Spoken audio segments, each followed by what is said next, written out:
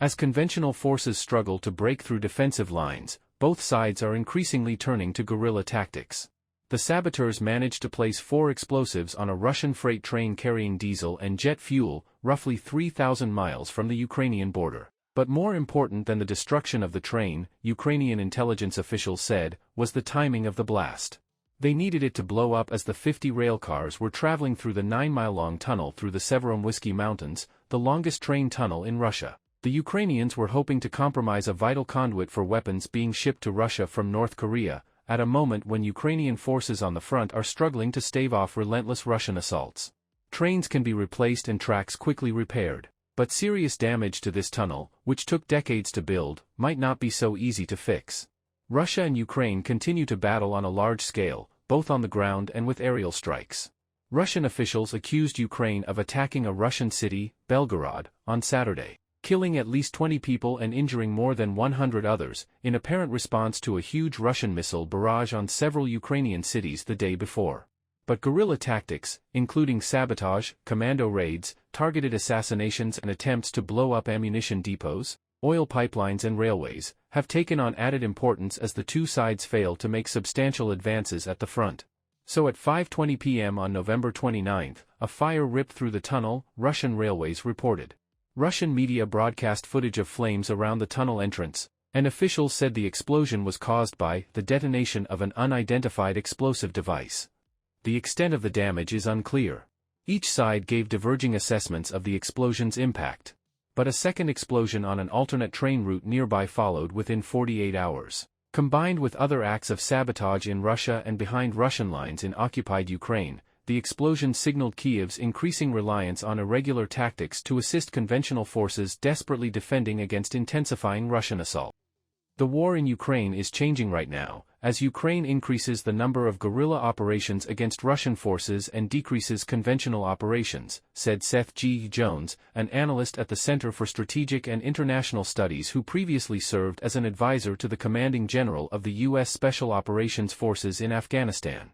The goal is to deliver death by 1,000 cuts. Russia, with 3 times the population of Ukraine and a far larger military-industrial complex, currently has the advantage in conventional warfare, especially with sustained Western military assistance for Ukraine in doubt. But military analysts point out that an occupying power is historically more vulnerable to attacks by saboteurs working for, or sympathetic to, the country under invasion. And the Kremlin's scorched earth campaign in Ukraine continues to fuel resistance in occupied territories. With attacks on Russian occupation officials continuing, the Ukrainian National Resistance Center, which was created by Ukraine's military to train and coordinate partisan networks in occupied territories, said this month that Russia is dedicating an increasing number of elite forces to rooting out the underground groups. Despite the heightened vigilance, Ukrainian partisans said they managed to blow up a freight train on December 15 as it was transporting ammunition and fuel from Russian-occupied Crimea to Melitopol, in southern Ukraine. The earlier attacks on rail lines beyond the Ural Mountains, a natural barrier that has long kept much of the nation's vital military infrastructure safe from enemy attack, offers a window into the shadowy world of guerrilla tactics and how they can have outsized effects. While Ukrainian officials often say little about operations inside Russia, this time they wanted the Kremlin to have little doubt about who was behind the attacks.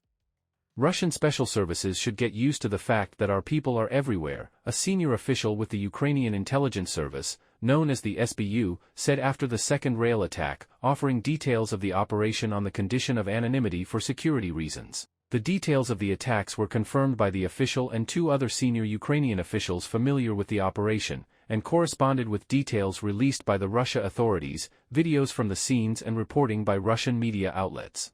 The Russian security services, known as the FSB, said soon afterward that they had detained 2 people suspected of organizing several arson attacks on behalf of Kyiv, including one man they said installed magnetic mines on the train that exploded in the tunnel. Russian railways claimed that 120 workers cleared the tunnel in a matter of days and said that train traffic had resumed. Ukrainian intelligence officials said it could take months to properly restore the mountain pass to full working order. It is impossible to verify either account. Ukraine is not alone in using guerrilla tactics. Russia is also employing spies, saboteurs and collaborators, and it targets trains, as well. Polish authorities convicted 14 people on December 19 on charges of undertaking sabotage and propaganda activities under the direction of Russian intelligence, Poland's Interior Ministry said in a statement.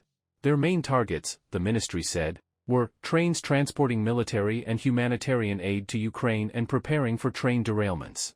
Trains are vital to both sides, as they were designed to be the backbone of the Soviet supply system. But the bold attack on the tunnel in Russia's Far East is likely to be of particular concern to the Kremlin, said Emily Ferris, a research fellow specializing in Russia at the Royal United Services Institute in Britain. This is something that has bothered Russia for over a century, how to secure these really long and vulnerable rail lines, she said.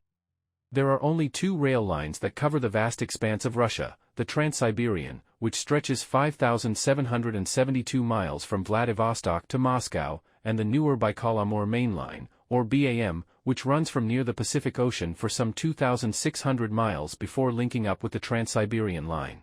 They are the only lines that link Russia to China and, amid a surge in trade with Beijing, the lines are more vital than ever, economically and militarily, for the Kremlin. But they are a challenge to guard because they traverse the Siberian plains, dense forests, and the open steppes. Russia and Belarus's interlinked railway systems facilitated the swift movement of troops and equipment between the two countries, allowing Belarus to act as the launchpad for Moscow's assault on Kyiv from the north in February 2022. Strikes on that rail network added to the logistical struggles of the Russians in the early days of the war and contributed to the Kremlin's failure to seize Kyiv, Ms. Ferris said.